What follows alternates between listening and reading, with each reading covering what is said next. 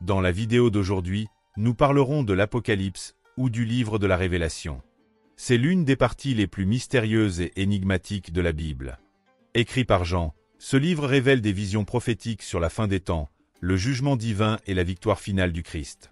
À travers des symboles, des images puissantes et des métaphores, l'Apocalypse nous invite à réfléchir sur l'avenir de l'humanité et nous appelle à une vie de vigilance, de pureté et de foi.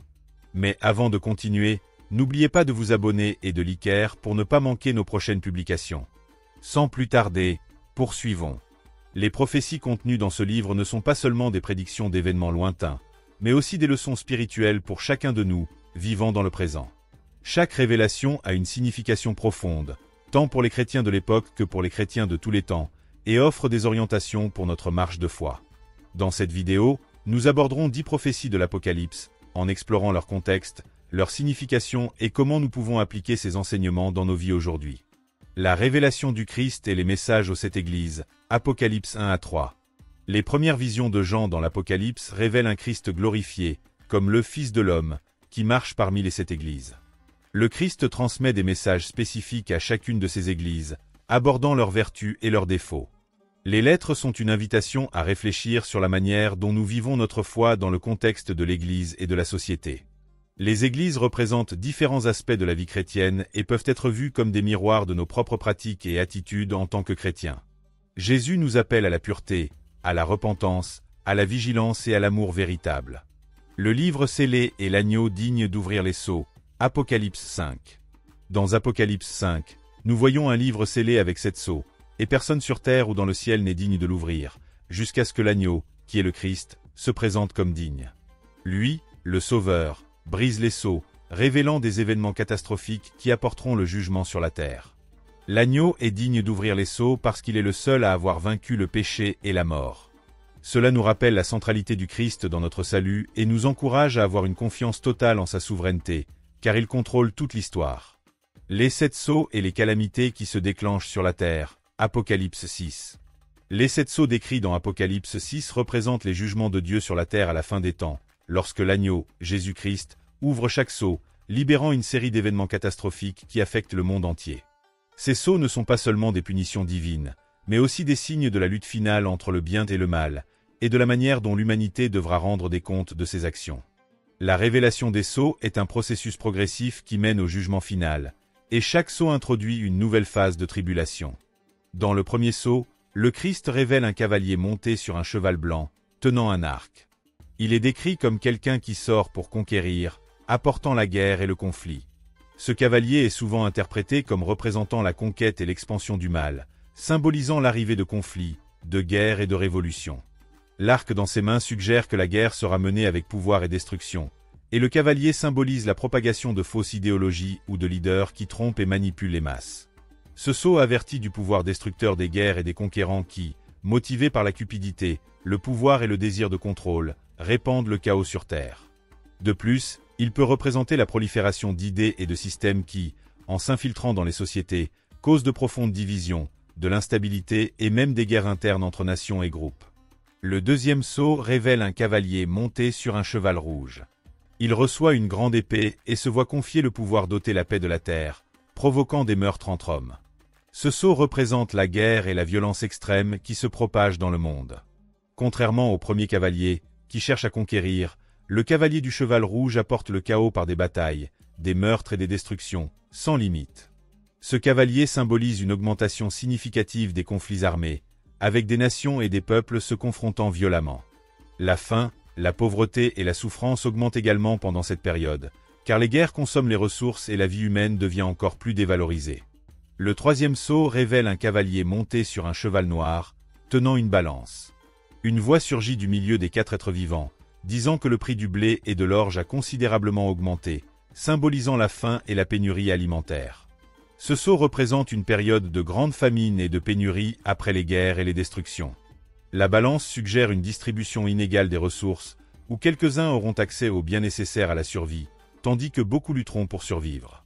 La crise alimentaire résultant de ce sceau n'est pas seulement une pénurie de nourriture de base, mais un manque de ressources essentielles dans divers domaines, comme l'eau potable, les médicaments et les produits de première nécessité. L'inégalité sociale s'aggrave encore, Le peuple souffrant tandis qu'une minorité contrôle les ressources vitales. Le 4e sceau révèle un cavalier monté sur un cheval jaune, dont le nom est mort, et l'Hadès le suit. Il se voit confier le pouvoir de tuer un quart de la terre par l'épée, la famine, les pestes et les bêtes. Ce sceau apporte la mort et la destruction généralisée, affectant un grand nombre de personnes en raison de diverses causes, y compris les maladies, les catastrophes naturelles et la famine. L'image de la mort chevauchant toute la terre est un symbole de la fin d'une époque de tranquillité. La peste, les maladies contagieuses, les catastrophes climatiques et le manque de soins médicaux entraîneront un nombre dévastateur de morts, aggravant encore la souffrance mondiale. Ce cavalier peut aussi représenter l'augmentation des épidémies ou de nouvelles maladies qui se propagent rapidement dans différentes parties du monde. Le 5e sceau révèle une vision de martyrs tués à cause de leur foi en Christ. Ils crient pour la justice, demandant à Dieu de se venger de leurs meurtriers. Une robe blanche est donnée à chacun d'eux, et on leur dit qu'il y a encore plus de martyrs à venir jusqu'à ce que le nombre total soit complet. Ce sceau met en lumière la souffrance des justes, ceux qui restent fidèles, même face à la persécution et à la mort. Ce sceau nous rappelle que, même au milieu de la souffrance et de l'oppression, les chrétiens fidèles ne sont pas seuls. Le cri des martyrs symbolise non seulement la persécution religieuse, mais aussi l'injustice sociale et la souffrance de tous ceux qui restent fermes dans leurs valeurs, affrontant des adversités extrêmes. Lorsque le 6e sceau est ouvert, un grand tremblement de terre se produit, le soleil devient noir et la lune comme du sang. Les étoiles tombent du ciel et les cieux se replient comme un livre. Les gens, de toutes les classes sociales, se cachent dans des grottes, demandant que les montagnes tombent sur eux, car ils redoutent le grand jour du jugement de Dieu. Ce sceau symbolise les signes cosmiques indiquant l'approche de la fin des temps, lorsque le ciel et la terre s'effondrent. Ce sceau révèle une transformation cosmique de proportions catastrophiques, suggérant la destruction de tout ce qui est matériel et transitoire. Le tremblement de terre et les phénomènes célestes sont des signes que le temps est venu, et la fin de l'histoire approche. Enfin, le 7e sceau, Apocalypse 8, 1-2, révèle un silence dans le ciel pendant environ une demi-heure. Ce silence est suivi de la vision de 7 anges qui reçoivent ces trompettes, qui seront utilisées pour apporter d'autres jugements sur la terre. Ce sceau indique que le jugement final est sur le point de s'accomplir, et le silence suggère une pause, une préparation pour la manifestation totale de la puissance de Dieu. Le silence dans le ciel est chargé de sens. Il représente une pause solennelle avant l'exécution totale des jugements finaux. L'humanité, désormais consciente de la gravité du moment, attend le déroulement des trompettes qui marqueront la conclusion du cycle de jugement. La paix, avant toute chose, est brisée, et l'espoir de restauration est confirmé dans le plan divin. Les 7 sceaux ne représentent pas seulement les jugements à venir, mais illustrent aussi le processus divin de purification et de justice.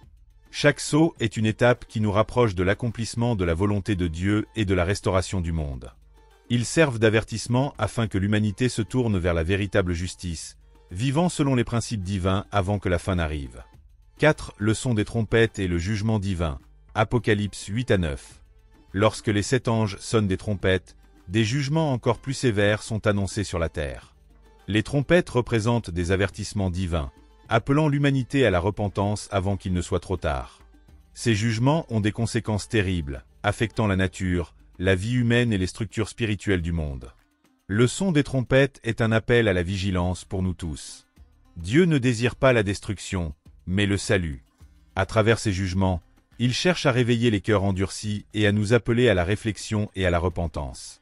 5. L'ascension de la bête et son influence sur les nations. Apocalypse 13. La bête qui sort de la mer est l'une des figures les plus symboliques de l'Apocalypse. Elle représente la force du mal, la persécution contre les chrétiens et l'autorité corrompue qui s'élève contre Dieu. La bête exerce une grande influence sur les nations et exige l'adoration, conduisant ainsi beaucoup à l'idolâtrie. L'ascension de la bête nous rappelle la tentation constante de suivre les voies du monde et de s'éloigner de Dieu. En tant que chrétiens, nous sommes appelés à résister aux tentations et à rester fermes dans la foi, même lorsque le mal semble prévaloir. 6. La marque de la bête est l'affrontement entre le bien et le mal. Apocalypse 13, 16-18. La marque de la bête est un symbole de loyauté envers la figure de l'Antéchrist. Ceux qui acceptent cette marque sont décrits comme des adorateurs de la bête, tandis que ceux qui la refusent seront persécutés. C'est un affrontement entre le bien et le mal, et cette marque est une métaphore du choix spirituel que chacun doit faire. La marque de la bête nous pousse à réfléchir sur notre allégeance. Sommes-nous prêts à rester fidèles à Christ, même face aux persécutions et aux épreuves. Nos choix spirituels ont des conséquences éternelles. Les 6 premières prophéties de l'Apocalypse nous montrent que le mal, l'injustice et le péché auront de graves conséquences à la fin des temps, mais elles nous appellent aussi à la fidélité, à la vigilance et à la repentance. À travers le Christ, Dieu révèle ses jugements, mais aussi sa miséricorde, nous offrant une opportunité de vivre selon sa volonté. 7. La destruction de Babylone, Apocalypse 17 à 18. Après la grande victoire de Christ, l'Apocalypse nous amène à une scène de jugement final contre Babylone, la grande prostituée qui symbolise la corruption du système mondial. Babylone représente le péché, l'idolâtrie et l'immoralité qui séduisent les nations. Elle est décrite comme une ville de richesse et de pouvoir, mais aussi d'immense perversité et d'oppression. Dans le chapitre 18, nous voyons les nations pleurer sa chute soudaine, tandis que les anges proclament sa destruction définitive. Babylone est le reflet de la tentation du monde qui séduit et éloigne les gens de Dieu. Cette prophétie nous met en garde contre les dangers de la recherche excessive de pouvoir, de richesse et de plaisirs mondains, qui nous détournent souvent de Dieu. La chute de Babylone révèle la fragilité des systèmes humains lorsqu'ils s'opposent à la volonté divine. En tant que chrétiens, nous sommes appelés à mener une vie intègre, rejetant les systèmes du monde qui promeuvent des valeurs contraires à la parole de Dieu. Nous devons rester vigilants, concentrés sur une vie de sainteté, et éviter la séduction du matérialisme et de l'idolâtrie. 8. Le jugement dernier, Apocalypse 20, 11-15. L'Apocalypse décrit le jugement dernier, où tous les morts, grands et petits, se présentent devant Dieu pour être jugés selon leurs œuvres. C'est le moment où le destin éternel de chaque individu est décidé. La Bible dit que les livres furent ouverts et que le livre de vie fut consulté, révélant que ceux dont les noms ne sont pas inscrits dans ce livre seront jetés dans l'étang de feu, qui représente la mort éternelle. Le jugement dernier est un rappel puissant que nos choix et nos actions sur terre ont des conséquences éternelles. Dans sa justice, Dieu jugera chaque personne selon sa vie, sans que les ruses ou les excuses ne soient acceptées. Le livre de vie souligne l'importance de vivre selon la volonté de Dieu et d'accepter Jésus comme sauveur. Se préparer au jugement dernier implique une vie de repentance et de fidélité. Nous devons évaluer nos actions quotidiennes et nous poser la question: vivons-nous comme Christ nous l'a enseigné? Notre nom est-il inscrit dans le livre de vie? Si ce n'est pas le cas, il est temps de chercher Dieu dans la repentance et de vivre selon ses commandements. 9. Les nouveaux cieux et la nouvelle terre, Apocalypse 21, 1-4. Après le jugement, une nouvelle création est révélée. Apocalypse 21 décrit un nouveau ciel et une nouvelle terre où il n'y aura plus de douleur, de souffrance, de mort ou de lamentation. Dieu habitera avec son peuple, et lui-même essuiera les larmes de leurs yeux. L'ancien ordre, marqué par le péché et la mort, aura disparu, et tout sera renouvelé. La nouvelle Jérusalem, la cité de Dieu, descendra du ciel, un lieu de paix, de joie et de communion éternelle avec le Créateur. Cette promesse de renouveau est l'aboutissement de la rédemption apportée par le Christ au monde. L'Apocalypse se termine par l'assurance que Dieu restaurera toutes choses, inaugurant une nouvelle réalité où le mal, la souffrance et la séparation n'existeront plus. Toute douleur sera effacée, et ceux qui sont fidèles à Dieu vivront pour toujours en sa présence. La promesse d'un nouveau ciel et d'une nouvelle terre doit nous inspirer à vivre avec une perspective éternelle. Nous devons rechercher la sainteté, sachant que notre véritable patrie n'est pas ici, mais dans le royaume de Dieu. En attendant le retour du Christ, nous devons vivre avec espoir, patience et foi, en nous efforçant de suivre la volonté divine dans notre quotidien. 10. La victoire finale du Christ sur le mal, Apocalypse 19, 11-16. L'Apocalypse culmine avec la victoire triomphante du Christ. Lorsqu'il reviendra, ce sera comme un guerrier monté sur un cheval blanc, avec des yeux comme une flamme de feu et de nombreuses couronnes sur sa tête. Il détruira la bête et tous les ennemis de Dieu avec l'épée qui sort de sa bouche. Le Christ est le roi des rois et le Seigneur des seigneurs, et sa victoire est définitive sur toutes les forces du mal. La victoire du Christ nous assure que, malgré les tribulations que nous traversons aujourd'hui, le mal n'aura pas le dernier mot. Le Christ triomphera de Satan, de l'Antéchrist, de la mort et du péché, établissant son royaume éternel. La victoire du Christ est aussi celle de tous ceux qui lui sont restés fidèles, et cette certitude nous donne la force et le courage d'affronter les défis de la vie avec foi. En tant que chrétiens, nous devons vivre avec la conviction que Christ a déjà vaincu. Sa victoire finale nous appelle à persévérer dans la foi, sachant que, quelles que soient les épreuves que nous traversons, la victoire est assurée pour les fidèles. Nous devons être la lumière du monde, proclamer l'évangile de la victoire du Christ et attendre avec impatience son retour glorieux. Les prophéties de l'Apocalypse ne concernent pas seulement les événements futurs, elles nous invitent à vivre dès maintenant avec un but précis.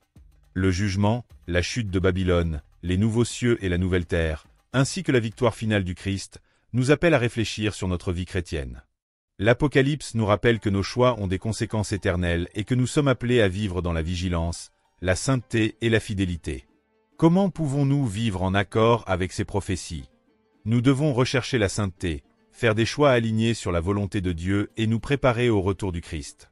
L'Apocalypse nous défie de vivre avec une vision de foi, en regardant l'avenir avec espoir et en confiance dans l'accomplissement des promesses de Dieu. L'Apocalypse est une révélation de jugement, mais aussi un message d'espoir et de victoire pour ceux qui restent fidèles au Christ.